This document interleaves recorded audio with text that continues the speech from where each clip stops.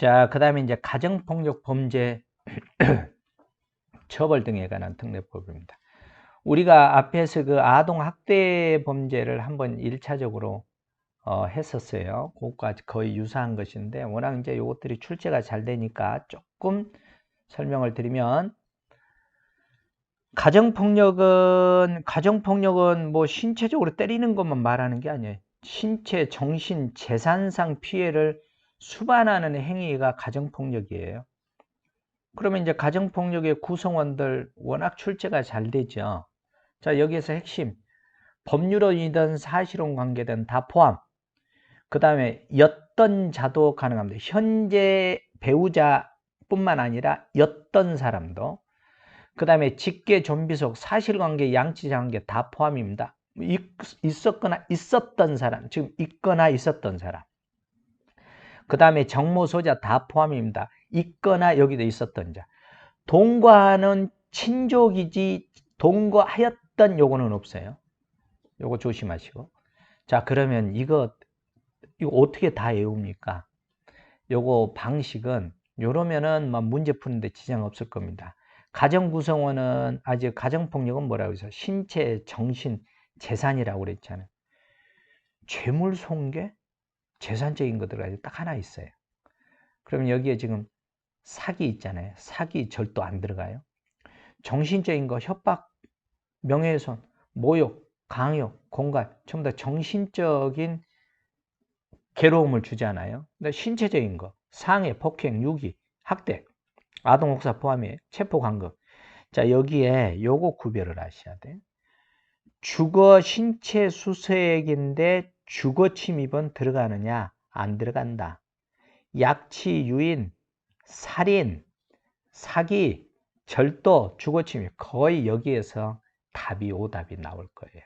그런데 무조건 외우지 말고 이렇게 신체, 정신, 재산으로 아마 또 세그멘테이션 그러니까 분리해서 공부를 하시면 금방 외워질 겁니다.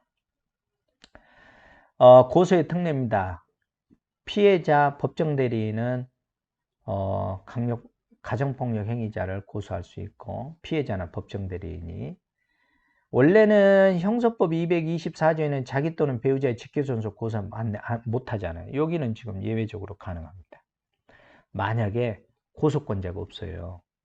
그러면은 그 이해관계인이 신청을 하면 자 검사는 요점 조심하시고 검사는 고소권자가 없으니까 10일 이내에 반드시 고소권자를 지정해야 고소를 하겠죠. 그 다음에 여기도 조금만 생각하세요. 지금 가정폭력 관련해서 환경조사서를 작성하는데 피해자는 지금 당한 사람인데 당한 사람 어떻게 커서 무엇을 해서 이런 조사서 굳이 왜 작성합니까? 누구를 작성하는 겁니까? 행위자, 가정폭력 가해자를 작성하는 거죠. 그 다음에 사법경찰관이 지금 여기 좀 나오잖아요. 검사에게 송치하는 게 사법경찰관. 그 다음에 이제 요거 물어봐요. 검사를 이렇게 사법경찰관으로 요 검사를 사법경찰관으로 딱 바꿔치기 합니다. 자, 요거는 뭐냐면 검사가 하는 거예요. 사건의 성질, 동기, 결과, 성행 등을 고려해서 보호 처분을 하는 것이 적절하다고 인정하는 경우에는 가정보호사건으로 처리할 수 있다. 이렇게 할 수 있는 사람이 누구라고요? 검사라고, 검사. 사법경찰관이 아니고.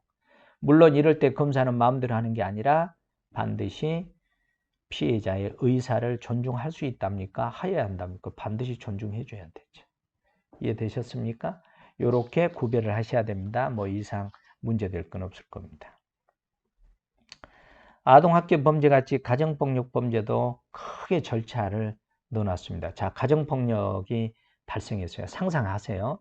그럼 신고가 들어오면 지체 없이 사법경찰관은 응급조치를 하겠죠. 응급조치. 응급조치는 이런 조치를 할 수 있다. 만약에 보호시설에 인도할 때는 동의를 얻어야 된다. 누구? 피해자예요. 의료기관에 인도할 수도 있고. 그 다음에 재발할 때 임시조치 신청할 수 있다도 할 수 있고. 이게 응급조치할 때에 사법경찰 관리가 할 수 있는 겁니다. 그런데 이렇게 해서 응급조치를 했는데 재발할 우려가 있고 여기에 핵심은 긴급해요. 원래는 정상적으로 가면은 재발할 우려가 있으면은 임시조치를 신청하면 돼요. 임시조치. 그런데 이 앞에 긴급이란 말이 붙잖아요.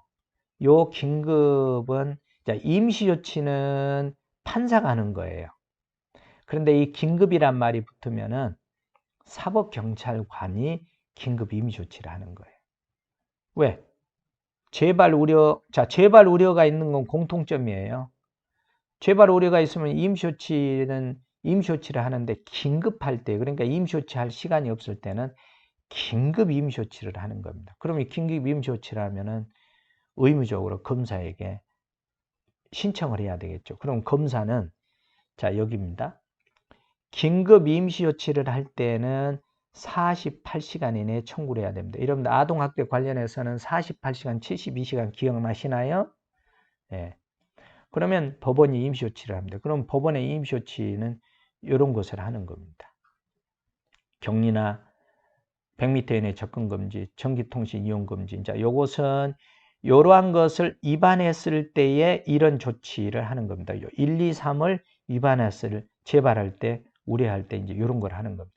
긴급 임시조치는 그러면 여러분들 앞에 아동학대에서도 했습니다만은 보시다시피 긴급 임시조치하고 임시조치 이 세 가지는 같습니다.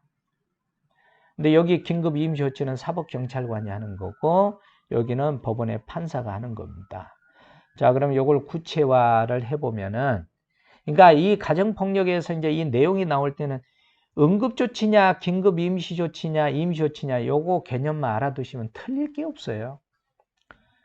응급조치 누가 한다고 그랬어요? 누가? 현장에 출동한 사법경찰관리가. 임시조치는 누가 한다고 그랬어요? 임시조치는. 법원에 임시조치를 청구하면은 결국은 누가 임시조치를 하는 거예요? 법원의 판사가 하는 거잖아요. 청구는 누가 하는? 자, 사법경찰관이 청구를 검사에게 하면 검사는 여기 있잖아요. 사법경찰관이 신청을 하면 검사가 법원에 청구를 할 수 있는 겁니다. 자, 이때 조심할 거.